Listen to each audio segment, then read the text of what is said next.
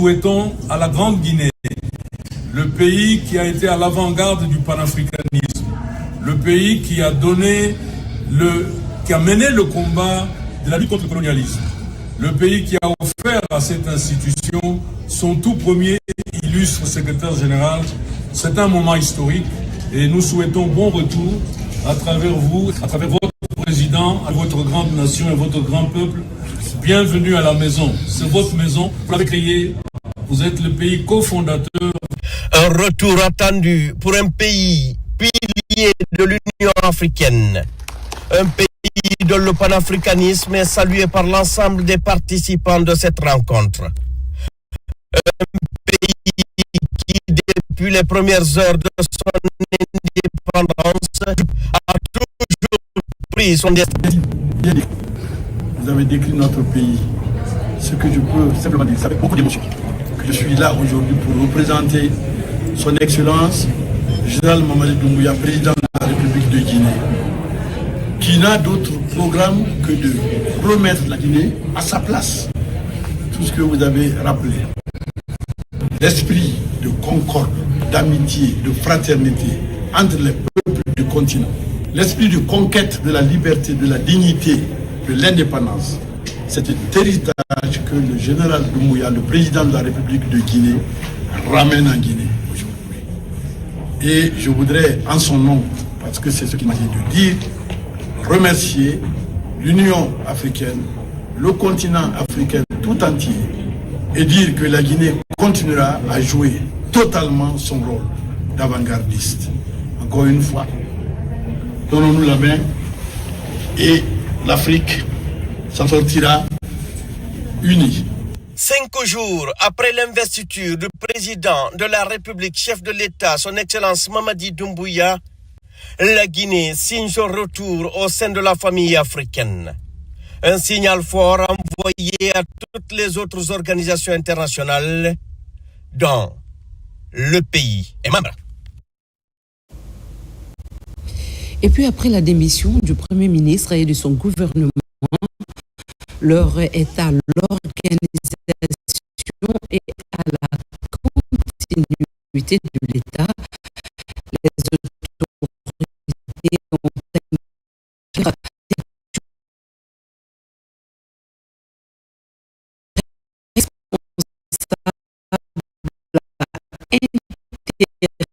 intérimaire des départements ministériels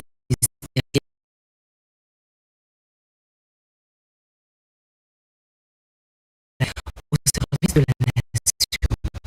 Fatoumata Kourma pour le point. Aujourd'hui, c'est officielle de la démission du Premier ministre de son gouvernement par le président de la République, chef de l'État, son Excellence s'organise afin d'assurer la continuité et la stabilité de l'action publique. C'est dans ce contexte de réorganisation institutionnelle maîtrisée qu'une réunion de travail stratégique s'est tenue ce vendredi 23 janvier 2026 dans la salle de réunion du Petit Palais à l'initiative du cabinet de la présidence de la République. La rencontre a réuni l'ensemble des intérimaires des départements ministériels désormais chargés de l'écoulement des affaires courantes, conformément aux orientations depuis la département du département est assurée par le ministre, directeur de cabinet du ministère de la Défense, les secrétaires généraux des ministères, ainsi que les secrétaires généraux adjoints du secrétariat général du gouvernement, y compris pour les affaires religieuses. Une configuration exceptionnelle, mais rigoureusement encadrée, qui traduit la volonté des autorités de préserver la continuité de l'État. La réunion était présidée par de hautes autorités de la présidence, notamment le ministre secrétaire général de la présidence de la République, le général Amara Kamara, et le ministre directeur de cabinet de la présidence Diba Diakité, en présence des représentants de la haute hiérarchie militaire, dont le chef d'état-major général des armées, le général Ibrahima Sori Bangoura, et le haut commandant de la gendarmerie nationale, directeur de la justice militaire, le général Bala Samora. La séance a débuté par un tour de table permettant à chaque participant de se présenter avant l'entrée dans le vif du sujet. Les intérimaires ont ensuite pris la parole pour faire le point sur les dossiers prioritaires et sensibles en cours au sein de leurs structures respectives, exposant les enjeux immédiats et les contraintes liées à la gestion actuelle. Le ministre secrétaire général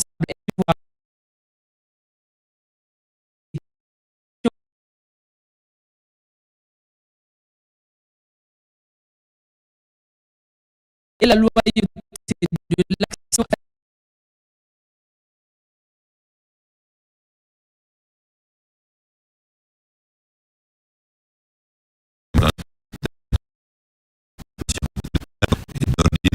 quand un gouvernement démissionne, il y a plusieurs cas de figure. D'accord. Le chef de l'État, il a tout de suite un gouvernement sous la main, bim, il nomme un premier ministre, tout de suite, et la machine est mise en place. Vous prenez la démission du gouvernement, il ordonne à l'équipe sortante de continuer à évacuer. Et dans notre cas, l'option nous encourageons vivement à mériter cette confiance. Nous prions également que Dieu vous donne la lucidité, la force et tout l'engagement nécessaire pour mener cette mission à bien.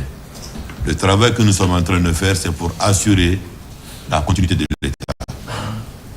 Mais la mission que nous avons à cette période précise, vous et nous, c'est d'assurer la continuité de l'État. Restons dans l'esprit strict de la mission qui nous a été confiée.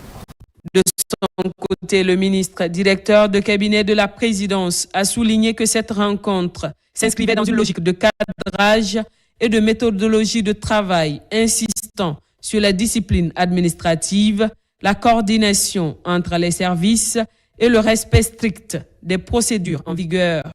C'est l'occasion de féliciter le leadership du président de la République qui a œuvré pour faire en sorte que la Guinée aujourd'hui, sur les grands objectifs qui s'est fixés, social, économique et politique, que nous puissions atteindre ces objectifs-là et nous donner la chance de pouvoir continuer à servir notre pays. Les réformes, les textes de loi qui sont en attente, il ne faut pas attendre demain, il faut les faire avancer. La primature continuera à faire son travail de coordination générale et le cabinet du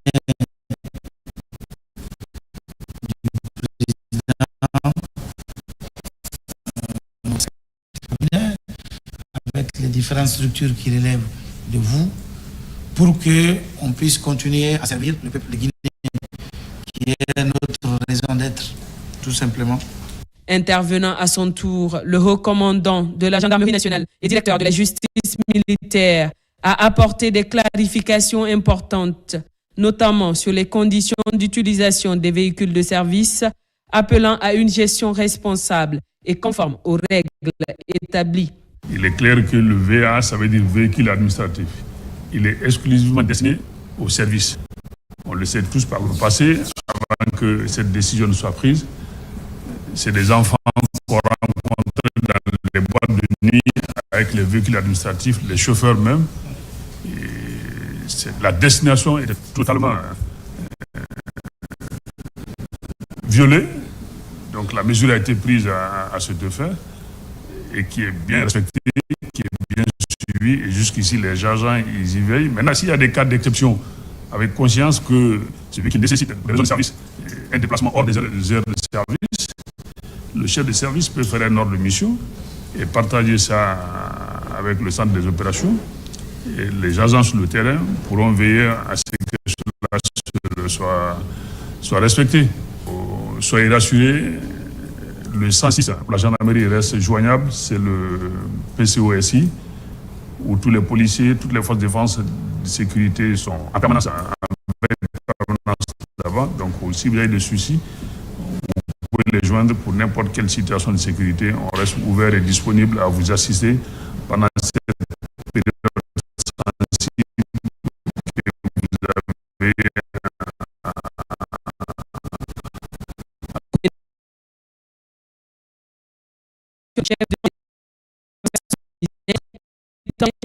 invitant chacun à s'y conformer avec rigueur et responsabilité. Nous avons été conviés ce matin par le cabinet du président de la République. Une réunion très fructueuse a lieu, qui a permis non seulement au cabinet du président de la République de donner des orientations très claires par rapport à la mission dévolue à tout un chacun de nous. Et chacun d'entre nous a également mis en avant les dossiers en instance. Et cette réunion a été très importante parce qu'elle a permis non seulement à chacun d'entre nous de comprendre la mission dévolue pour cette période intérimaire d'ici la mise en place d'un nouveau gouvernement. Et les instructions claires ont été données et nous sommes engagés à continuer comme cela est d'ailleurs de coutume. L'administration, c'est la continuité, mais nous nous focalisons spécialement sur les dossiers très urgents. C'est le lieu pour moi de saluer la hauteur prise par le chef de l'État en nous confiant aujourd'hui cette responsabilité pendant cette période. Nous tenons à le remercier très sincèrement et nous nous engageons solennellement à poursuivre cette bonne collaboration avec son cabinet, à ce que le peuple, le seul client de notre administration, soit dignement servi. À cet effet, le ministre secrétaire demeure pleinement assuré sous l'autorité du président.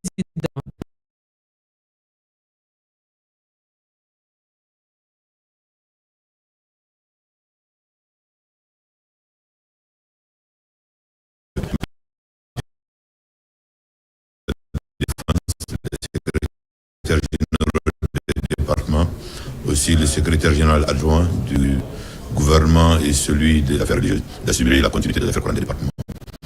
Donc en application de cette instruction et de ce décret du Monsieur le Président de la République, nous avons une séance de travail très riche aujourd'hui avec l'ensemble des départements concernés, élargis aux acteurs du ministère de la Défense nationale, parce que derrière la mesure présidentielle, il y avait des mesures conservatoires à prendre.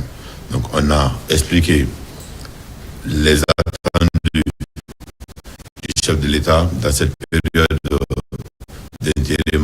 Une méthode de travail a été mise en place également. Des contacts ont été échangés de la méthodologie du travail, la façon dont le contrôle du rapport devrait être fait et comment nous devrons également délibérer sur les sujets les plus importants, en mettant effectivement l'accent sur les actions urgentes pour permettre à tous les départements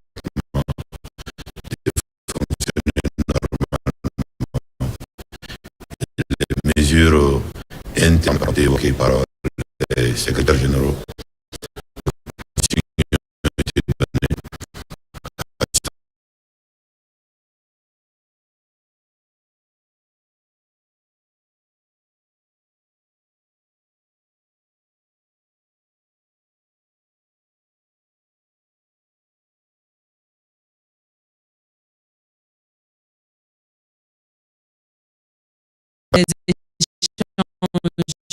Il a été recommandé aux secrétaires généraux d'être disponible à tout moment pour des séances de travail et de consultations urgentes dans un esprit de responsabilité et de réactivité.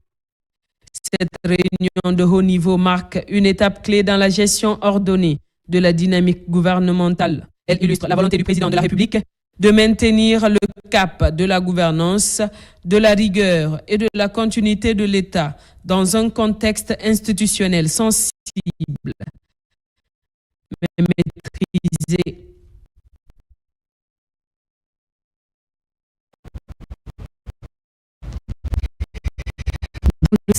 A présidé la 10e édition du prix Grand et El Sultan, une initiative de créer à la valorisation des efforts et du dévouement des professionnels de santé venus de toutes les régions du pays, à acteurs et responsables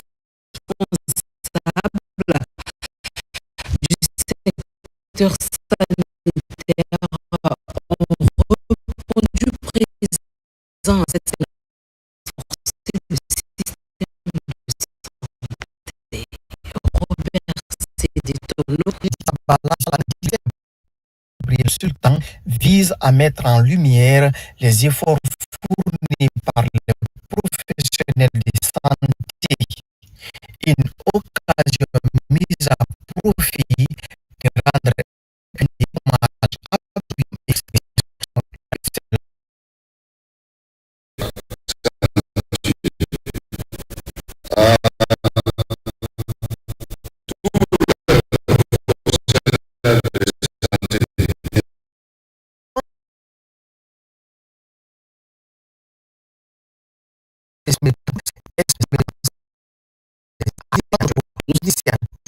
Nous sommes profondément honorés de recevoir le prix d'excellence Dr Gabriel Sultan 2025 et nous vous remercions chaleureusement de votre présence.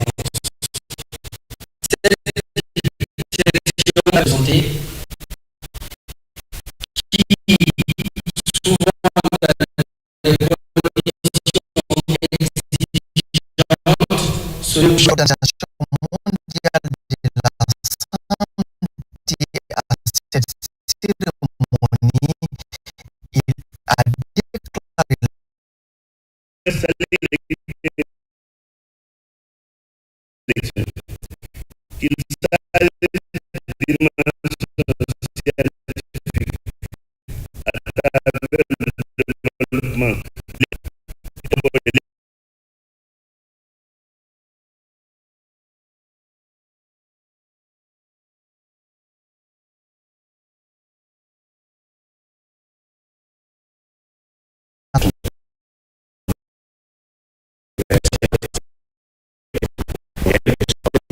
Quelle que soit votre position géographique, quelles que soient vos conditions sociales et économiques.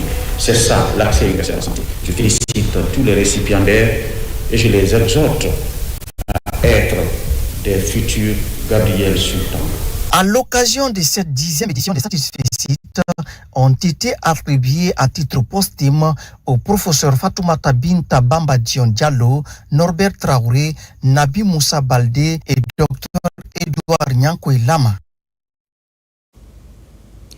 Dans l'actualité également, à l'ère du numérique, l'accès à l'information juridique devient un enjeu majeur de gouvernance. Au secrétariat général du gouvernement, une étape importante vient d'être franchie avec la finalisation de la première phase du journal officiel de la République en ligne. Les acteurs chargés de la mise en œuvre de cette plateforme se sont retrouvés pour vulgariser son utilisation et faciliter son appropriation par les administrations publiques. Objectif, rendre les textes juridiques et documents stratégiques de l'État accessibles. Lisa, reportage Aboubakar Diaby, Morlaïson.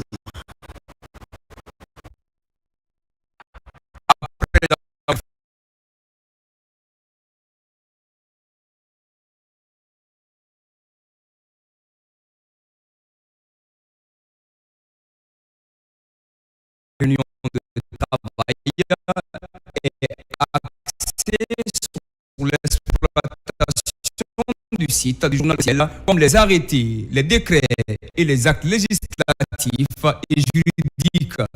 Ce site, il avait été fait autrefois, mais malheureusement, il n'a pas été pérennisé. Cette fois-ci, c'est ce que nous voudrions faire. Ce site, ce n'est pas un site de propagande. C'est un site pour consulter exclusivement le droit guinéen. C'est comme Légifrance, à l'image de la plupart. C'est grâce à notre plan de réforme que nous avons initié ce projet, je crois qu'il y a 2 ans. Et aujourd'hui, nous pouvons dire merci, c'est un ouf de soulagement parce que là où je vous parle maintenant, c'est que le journal officiel est mis en ligne et on peut consulter, c'est accessible à tous les Guinéens aujourd'hui. C'est un conclave d'échange d'idées qui vise à recueillir des préoccupations des acteurs du secrétariat général du gouvernement et les participants au processus de mise en ligne du site. Là, les contraintes et recommandations pour la pérennisation du site sont largement abordées. Parmi ces recommandations, nous avons eu l'idée, n'est-ce pas, d'une activité de vulgarisation de la mise en ligne du journal officiel dans les universités, dans le monde des magistrats, dans le monde des avocats, au niveau des différentes régions administratives, pour que tout le monde ait accès librement et gratuitement aux droits guinéens. Ensuite, il fallait concevoir un site qui était facile d'accès et d'utilisation à destination, donc principalement des Guinéens, mais également des investisseurs étrangers. Donc un site qui soit le plus général, le plus accessible possible. Et c'est ce que nous avons fait donc au cours de l'année dernière. Le site du journal officiel de la République constitue une plateforme qui regorge des informations fiables et légales. L'accessibilité de ce site internet est gratuite pour toutes les professions libérales et l'administration publique. Mieux préparer les prochaines échéances électorales en tirant les leçons du passé à l'approche des élections législatives, communales et sénatoriales. La Direction générale des élections engage une série d'ateliers d'évaluation des précédents scrutins dans l'optique de renforcer l'organisation et la crédibilité du processus électoral en Guinée. Dans le même élan, l'institution a conclu un partenariat stratégique avec l'Office national de l'état civil et de l'identification, un accord axé sur l'amélioration et la fiabilisation du fichier électoral, pierre angulaire d'élections transparentes, inclusives et apaisées. Au lendemain des élections référendaires et présidentielles, la Direction générale des élections procède à l'évaluation de ces deux scrutins. L'initiative vise à tirer les leçons sur l'organisation et de procéder à la capitalisation des acquis, la pérennisation et l'amélioration continue des performances du système électoral en Guinée. Nous allons vers des échéances qui intéressent simplement ou en grande partie les communautés à la base. Ces ateliers vont aboutir à un atelier national la semaine prochaine, qui va regrouper l'ensemble des acteurs et des parties prenantes au processus électoral, duquel va sortir un rapport national qui sera adressé aux autorités. Dans le même sillage, la Direction générale des élections multiplie les initiatives de modernisation de l'organisation des élections en Guinée. Cette fois-ci, à travers cette signature de convention avec la Direction générale de l'Office national de l'état civil et de l'identification ONESI. Objectif, assurer une alimentation régulière, sécurisée et conforme du fichier électoral. Dans cette démarche, nous avons une vision commune, celle d'un système électoral fondé sur des données fiables, interopérables et sécurisées, garantissant l'égalité des citoyens devant le droit de vote et renforçant la confiance du peuple dans les institutions électorales. Cette convention traduit la volonté des autorités nationales de promouvoir une synergie institutionnelle efficace. L'ONESI joue la politique générale de l'État civil. Cette politique générale s'inscrit dans l'enregistrement des faits. Cette politique s'inscrit dans l'amélioration des conditions de vie. Pour que l'État maîtrise sa population, il faut que l'État maîtrise l'État civil. Au-delà de ces objectifs précédemment cités, les deux parties s'engagent à travers cette signature de convention à mettre en place les bases d'un fichier électoral fiable, sécurisé et conforme aux standards internationaux, conditions pour des élections libres, transparentes et fiables. Redonner la vue, c'est aussi redonner l'espoir. À Conakry, la santé des populations demeure une priorité pour le service de santé des armées. Dans ce cadre, une initiative est en cours pour lutter contre la cataracte. La 3e caravane médico-ophtalmologique offre des soins gratuits à de nombreux patients atteints de cette pathologie à l'hôpital militaire du camp Almamissa Mori Touré. Une action humanitaire qui soulage des malades et renforce l'accès aux soins spécialisés. Reportage adjudant Abdelkader Kamara, correspondant de la presse militaire. La 3e caravane médico-ophtalmologique volent au secours des personnes souffrant qu'ils reçoivent des soins gratuits à l'hôpital militaire de Conakry. Au camp Almami Samouri Touré, l'initiative est le fruit d'une collaboration de la Direction générale du service entre l'ONG WAMI Guinée et le ministère de la Défense nationale est un symbole de soldat guinéen, médico-ophtalmologique, véritable pont de solidarité se déploie au sein de l'hôpital militaire. Caravanes chirurgicales qui ont permis à redonner espoir et santé à de nombreuses personnes. Nous sommes aujourd'hui fiers de poursuivre notre engagement humanitaire en s'intéressant cette fois-ci à un défi de santé publique majeur, les maladies oculaires, spécifiquement la cataracte. Dans plusieurs jours, des ophtalmologues saoudiens et guinéens opéreront des dizaines de patients atteints de cette pathologie paralysante. J'ai été opéré. Je vois clairement maintenant. Dieu merci. Les médecins ont travaillé. Je conseillerais aux malades de venir se faire soigner. Je suis vraiment heureuse. Que Dieu aide les forces armées. Le chef de cabinet du ministère de la Défense nationale a transmis les messages de la hiérarchie, réaffirmant ainsi la volonté du service de santé des armées d'offrir des soins de qualité aux populations. Cette campagne humanitaire qui se renouvelle chaque année traduit l'excellence de la coopération empreinte de solidarité qui existe si heureusement entre la République de Guinée et le Royaume d'Arabie Saoudite. Elle permet d'offrir gratuitement des soins de qualité à nos militaires et aux populations civiles,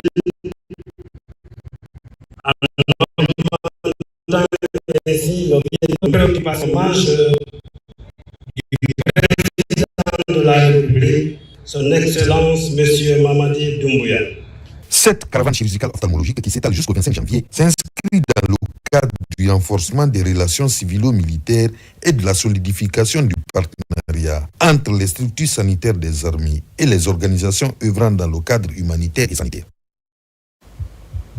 À la page agriculture, au rythme des saisons, les paysans du monde rural continuent de nourrir l'espoir d'une récolte meilleure. Dans la région de Boké, un appui vient renforcer cet espoir. Une importante quantité d'engrais a été remise à des agriculteurs issus de plusieurs coopératives et groupements agricoles de Boké, Bofa et Flia. Cette initiative vise à accompagner les producteurs locaux, améliorer leur rendement et renforcer la sécurité alimentaire dans la région. Pour ces paysans, cet appui représente une promesse de meilleure récolte et de conditions de vie améliorées. Younusa Tawel Kamara, reportage. L'expérimentation de la variété du riz Tongil par le Programme alimentaire mondial commence à soulager les paysans du monde rural de la région de Boké. Grâce à l'encadrement technique des conseils agricoles de la région, les producteurs parviennent à faire 2 récoltes par an. C'est dans ce cadre qu'une ONG coréenne vole au secours de ces acteurs du développement rural.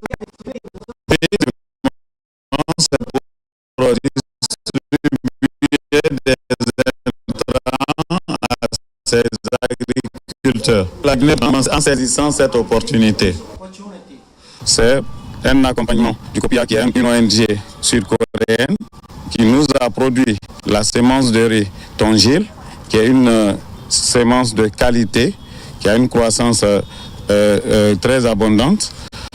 Donc, c'est à travers cet accompagnement qu'ils octroient aussi cette quantité d'engrais pour valoriser 100 hectares. À travers ce don, ces acteurs de développement rural issus des groupements et coopératives des préfectures de Boké, Bofa et Fria s'engagent à bien gérer ces engrais afin d'augmenter leur productivité. Nous sommes contents de ce don d'engrais qui vient renforcer notre capacité de production. Avec cet appui, Nous pouvons faire 2 récoltes par an dans les 100 hectares déjà aménagés. L'occasion est mise à profit par les responsables de la direction préfectorale de l'agriculture de Boké d'inviter les autres partenaires d'en faire autant en vue de bien contribuer à l'autosuffisance alimentaire dans la communauté. À Conakry, les ressortissants de la sous-préfecture de Sangaraya, localité de Massi, ont animé une conférence de presse pour mettre en lumière les efforts communautaires en faveur de leur zone d'origine. Grâce à l'implication active des fils ressortissants et des résidents, plusieurs infrastructures de base ont déjà vu le jour à Massi. À travers cette rencontre avec la presse, les initiateurs lancent un appel à une mobilisation accrue de la diaspora guinéenne dans le développement local et national. Nabila Moussa Kamara, reportage. C'est une conférence de presse pour parler des réalisations majeures faites dans la localité de Massi, mais aussi des perspectives pour le développement de cette localité.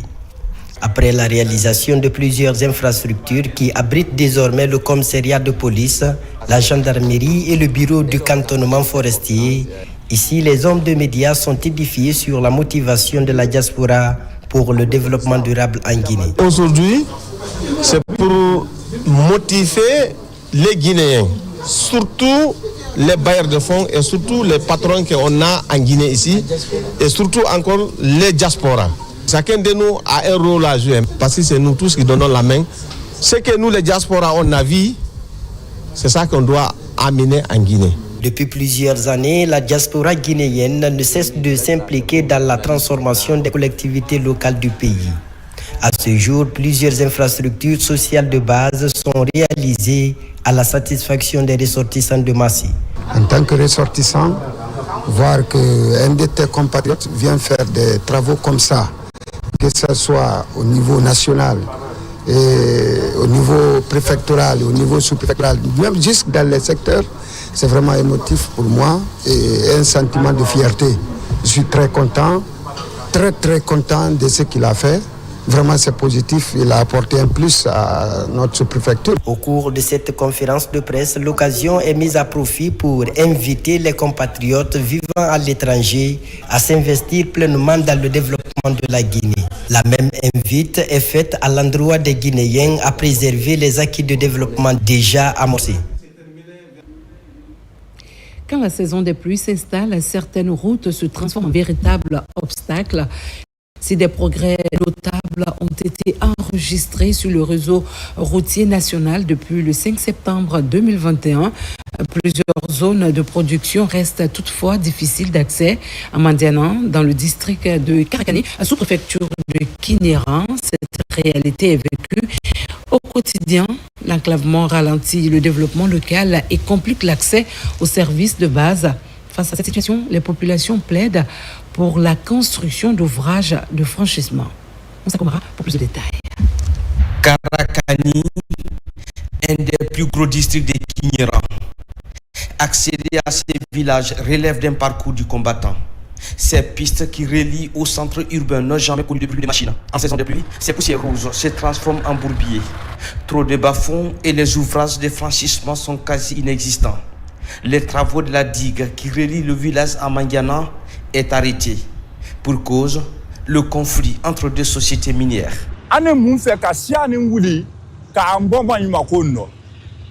que nous voulons, c'est la continuité de la route là, pour nous sortir de cet enclavement. Dès que la pluie tombe, nous sommes coupés au reste du monde. On ne gagne plus de voitures pour les centres-villes. Si vous voyez que nous sommes isolés, c'est la route là. Nous voulons que les plus hautes autorités nous écoutent et nous viennent en aide. Essentiellement agricole, le district de Karakani peine aussi à écouler ses productions vers les marchés environnants. Face à ces défis quotidiens, la population mise sur la solidarité. Travaux communautaires, initiatives locales, contributions volontaires. Chacun apporte sa part. L'année dernière, par exemple, 5 ouvrages de franchissement ont été construits. Des forages aussi sont en cours de réalisation pour accéder à l'eau potable. Pour le moment, il n'y a pas de réalisation du gouvernement, mais tous ceux qui sont là les appartiennent. Nous voulons vraiment qu'ils nous appuient. Ce que nous sommes en train de faire, le gouvernement peut faire plus que ça. Nous serons contents de voir notre développement. À Karakani, le désenclavement reste un défi majeur. Les populations espèrent aujourd'hui des solutions durables pour améliorer leur mobilité sans anicroche. Ainsi s'achève cette édition. Merci de l'avoir suivi. La Guinée doit avancer et cela grâce à l'engagement collectif de ses citoyens. La Guinée est notre paradis, terre de richesse et d'innovation. Continue de tracer son chemin avec espoir et ambition. Merci pour votre fidélité. Très belle soirée sur les antennes de la télévision nationale. Bonsoir.